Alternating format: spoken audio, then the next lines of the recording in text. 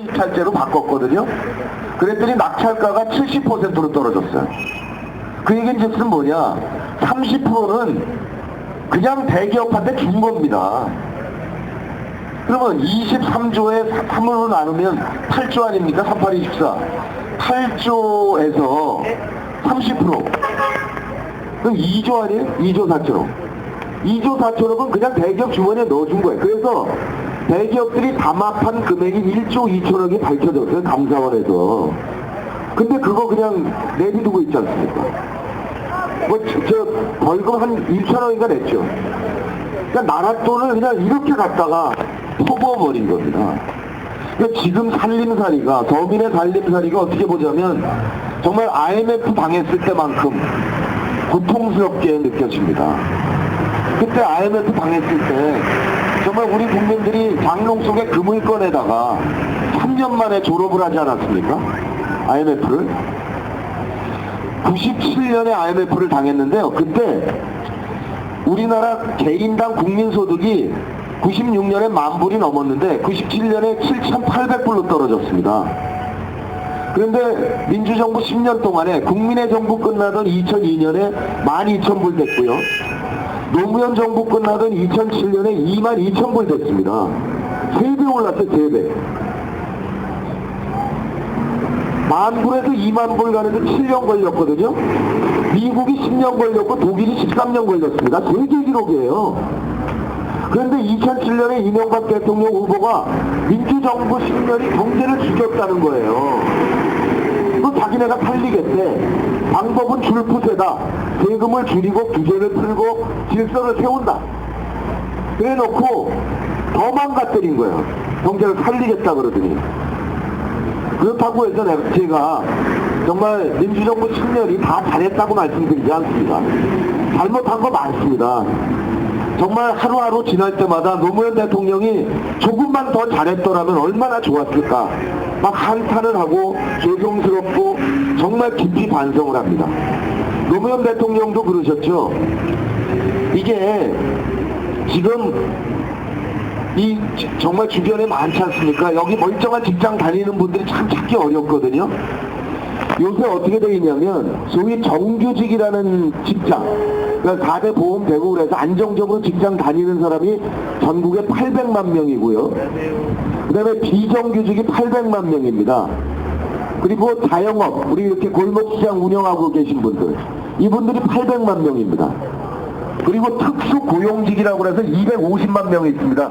요구르트 하는 분들, 간병인들, 트럭 운전하는 분, 택배하는 분 이렇게 해가지고. 그러니까 안정적으로 살 수 있는 국민이 3분의 1이 안 되는 거예요, 지금.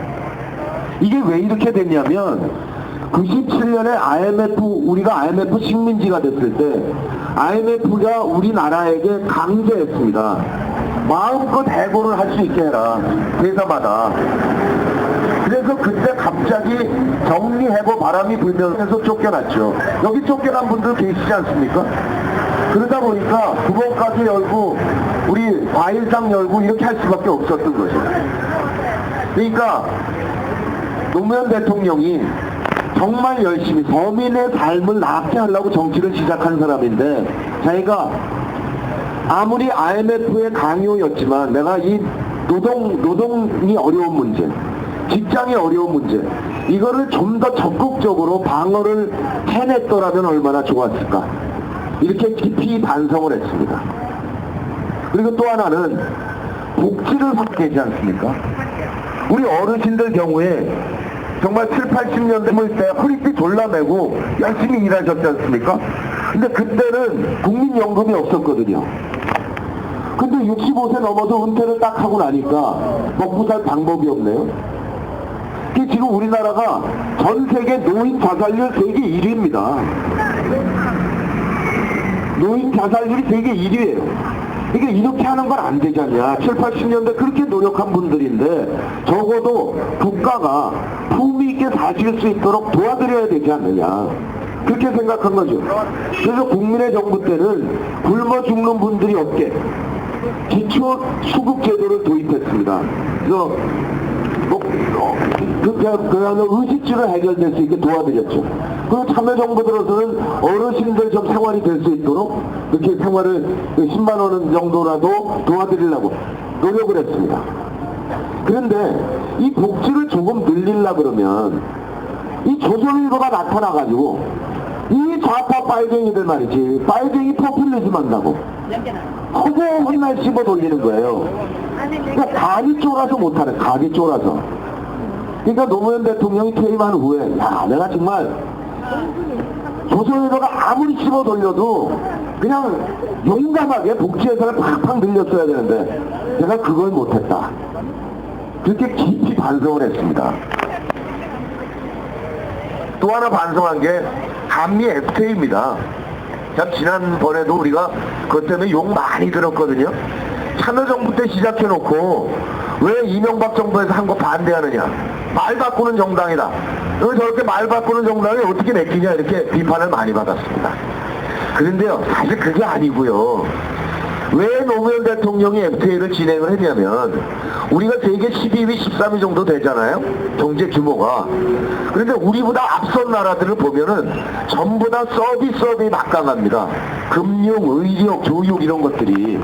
그러니까 우리도 이걸 빨리 성장시켜야 우리가 되게 초강대국이 될 수 있다, 이렇게 생각해서 진행을 했어요.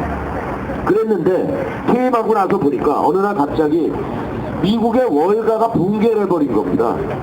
리만 브로더스 사태 뭐 이래가지고 미국의 월가가 붕괴했잖아요. 그러니까 이 금융 시스템이 완전히 신기루였다는 게 드러났던 거죠. 그러니까 아, 이대로는 안 되는 거구나, 전면 재검토를 해야 된다, 이렇게 생각을 한 거죠.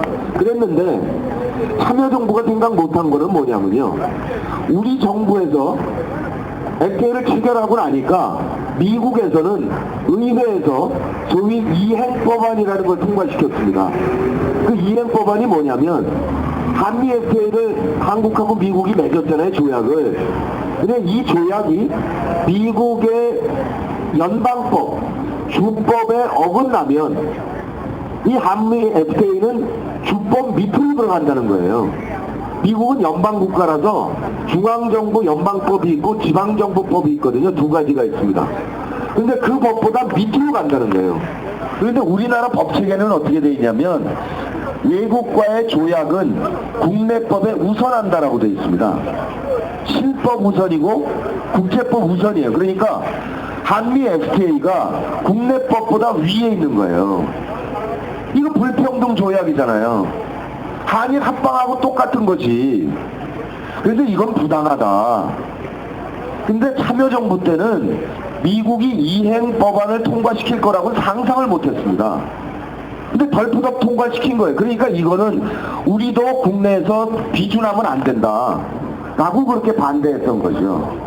그러나 지금은 이제 어차피 국제 한미 간에 이미 맺어졌기 때문에 이걸 뭐 쉽게 어떻게 할 수 있는 방법은 없습니다. 앞으로 좀 시간이 걸리겠죠. 아무튼 민주정부 10년이 다 잘했다고 말씀드리진 않지만 적어도 서민들이 더불어 살 수 있게 하려고 노력한 거는 분명하지 않냐 이거예요.